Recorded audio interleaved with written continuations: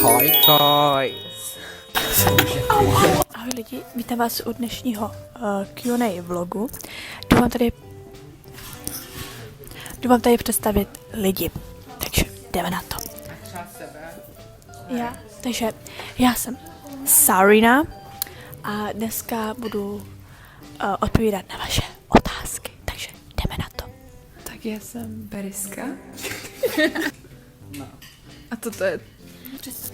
Tak ahoj, já tě tady vítám u dnešního videa. Můžeš se těšit na vlastně takový vlog lomeno Q&A a odpovídáme na otázky.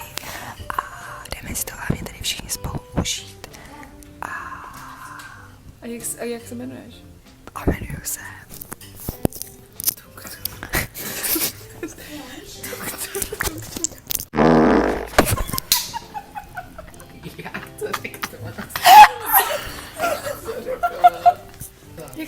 Jak se jmenujete?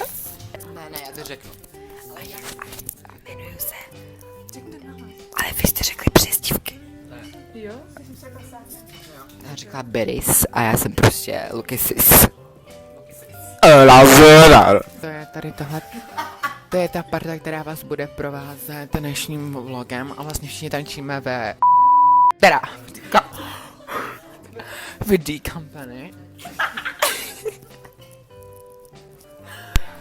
Hi guys, my jsme už teď se přesunuli z místa sushi na místo, kde to voní po kávě a zákuscích. Takže jsme...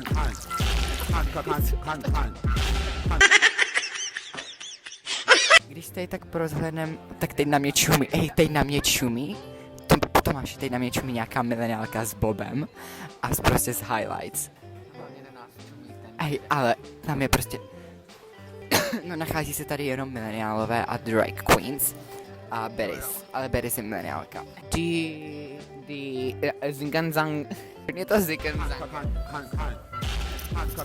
Zerai zera. Já už nevím, jak to je. Sensational Zinganzaled with Zaledzou. Jdem se běhnu na to Q&A. Takže já to tady najít na svém iPhoneu 11.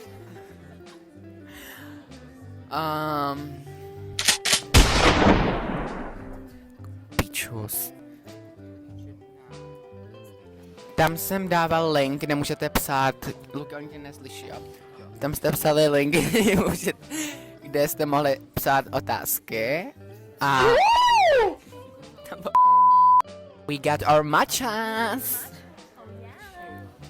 Lidi, přišlo nám naše matchy. Tady tahle konkrétní je moje. A jdeme udělat taste, zaše první a potom Sárinka. Okay. Takže tady můžete vidět ty raspberries. Tady je našlené mléko. Tady je ta matcha. Tak jdeme na to. Počkat.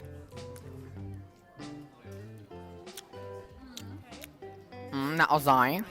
Peris, kolik z 10? 11. Ahoj, to je skoro. Luky, nemám maču. Já nemám maču, já mám nějakou mileniálskou pumpkin spice něco, jo, ale je to latte a je to ice a nevím, co je tohle. To nechápu. Jo, tak to fakt jako nechci. Pomeranč. Sáry, no to je pomeranč. A v životě chci říct... Toto je zelená. Že jsem v životě neměl nic jako pumpkin spice, jo, takže jdeme na to. Je to strašně sladká, ale dobrá. Máme tady ještě poslední taste z té malé mači.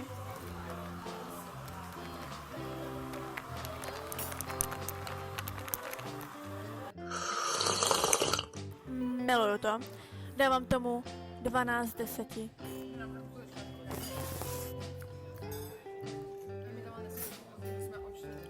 Hej, tam dole je nějaký ten syrup, to je ten pumpkin spice. To je ten pumpkin spice. Twinkie, no a... Takže si to musíte zamíchat, jo. OK guys, so... Ještě jednou vám tady dám, tohle je můj Instagram, jděte to sledovat, protože teď už se začínám věnovat YouTube zase víc, hrozně ne, další vlog vyjde tak podle mě za 6 měsíců. Pár těch questions tady proběhlo, no tak Luky vyberem. Jak dlouho tančíš a jestli bys chtěl jít někdy na konzervatoř? Do you ever feel like a plastic bag? Jak dlouho tančím? To by mě zajímalo, protože já nikdy totiž nevím, kdy jsem začal. Vím, že v polovině, bylo to pololetí 2022. Jo, takže to si spočítejte, já to nezvládnu. A chtěl bych na konzervatoř.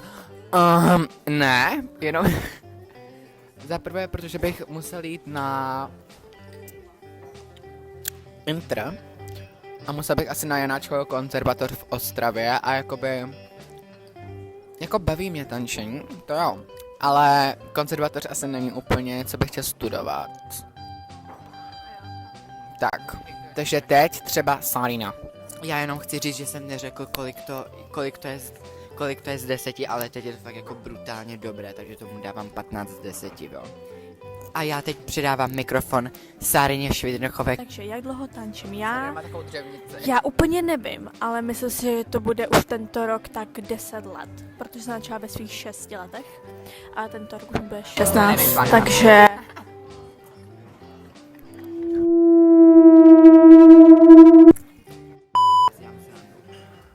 Sure. A konzervatoř určitě neplánuju, protože to nezvládla.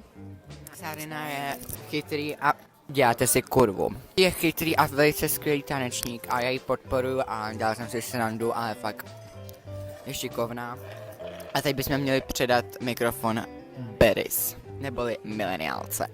Hlavně, že před chvilkou řekl, že je mileniálka Sárina, takže... Jaká byla otázka? Takže, já tančím, prosím pěkně, od 4 let. A co se týče konzervatoře, tak ne. Přemýšlení padlo, ale myslím si, že ne. No já neudělám pro vás. Takže tak. Okay, Friedrich, nám real quick. Takže vlastně, jestli to bereme jako jak dlouho tančíme v D Company, tak jakoby my všichni, já nevím jak vy, ale třeba já jsem tančil třeba v 5 předtím, jakože jsem vždycky to střídal nějak obrok, ale v D Company jsem začal, jo, já jsem tančil, já jsem prostě pěkně tančil břišní tance, breakdance. Takže lidi, we have another question. Puff artist, například. Takže moji puff artists jsou Billie Eilish, potom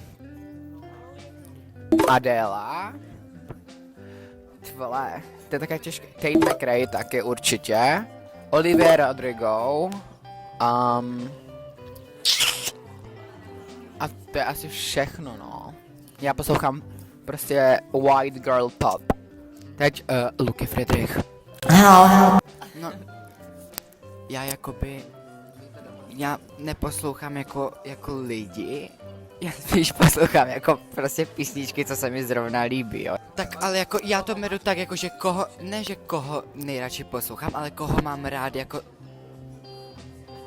mám rád jako tvůrce, prostě koho mám rád třeba jako ho sleduju na sociálních sítích, kdo se mi jako líbí vzhledově a tak, takže prostě mám rád tu Adelu, potom mám rád i tu Billie, já neposlouchám třeba Billie, já ani tolik teď zrovna neposlouchám, není to jedno, já neposlouchám ani teď třeba Adelu, ale mám rád třeba Arianu a Tate McRae, potom mám rád Zaru Larson, a třeba kdo je Zaru Larson, a potom kdo je, poslouchám Sáru Rikas, poslouchám Kamo.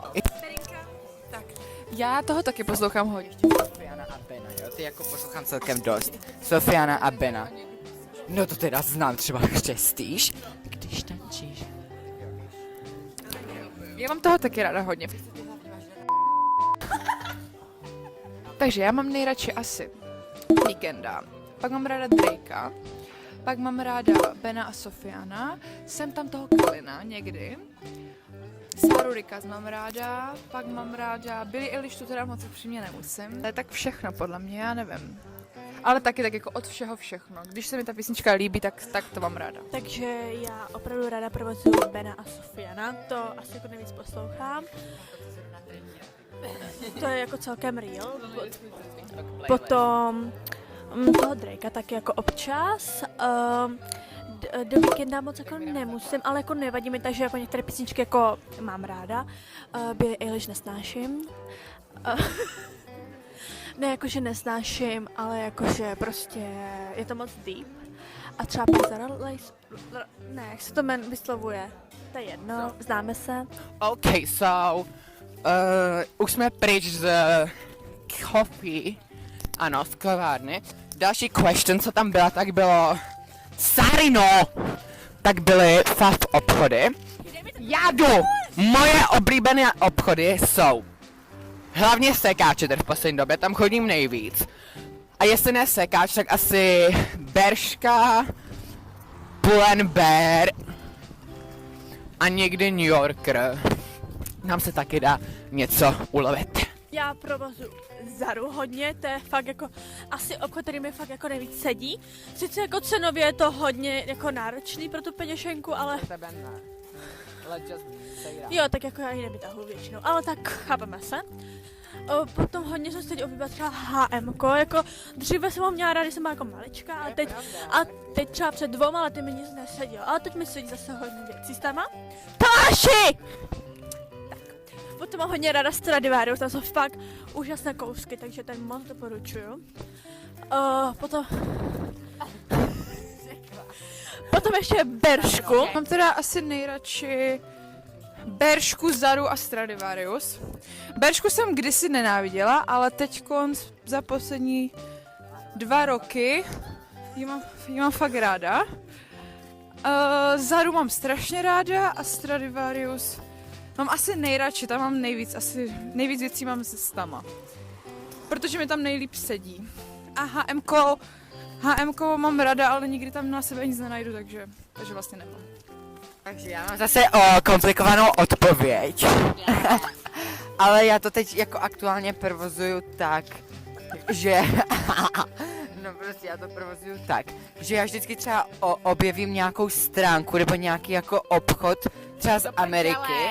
Holky, pozdravte do vlogu! Ty tady jenom, sice tady probíhá jenom audio, ale tak to nevá. Těšíte se na soustředko? Ne.